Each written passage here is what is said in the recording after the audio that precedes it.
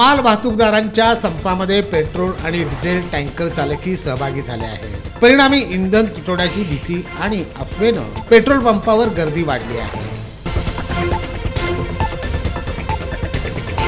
NTPC कडून रेनगर वसाहतीला दररोज 24 MLD पाणी मिळणार आहे।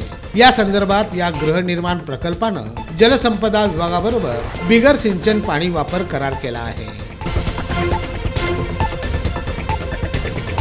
स्वामी गोविंददेव गिरी महाराजांच्या शोभायात्रेमुळे सारं वातावरण विलक्षण आध्यात्मिक शक्तीनं भारावून गेलं होतं।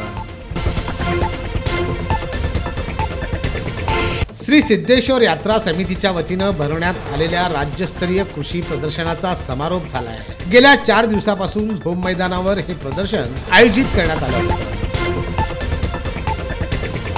सोलापुरात महात्मा बसवेश्वर आर्थिक विकास महामंडळाचं कार्यालय सुरू झालं असून लिंगायत समाजातील नेतेगण आणि मान्यवरांनी कार्यालयास भेट दिली आहे।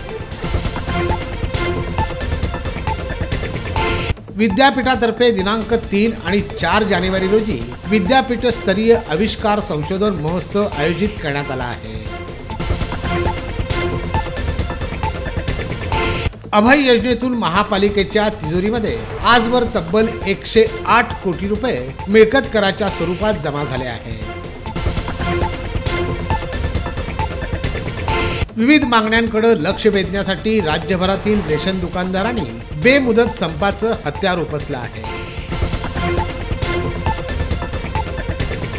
विविध क्रीडा स्पर्धेत प्रावीण्य मिळवलेल्या श्री संत गाडगेबाबा आश्रमशाळेतील विद्यार्थ्यांना पारितोषिकाचं वितरण करण्यात आलं।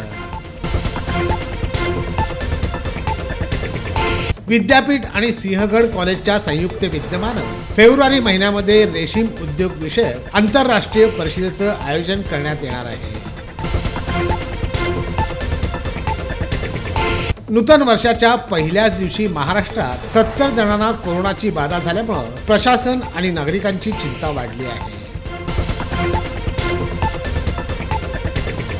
हवामान विभागानं आगामी काही दिवसांमध्ये पुनश्च अवकाळी पाऊस पडेल असा अंदाज वर्तवला आहे।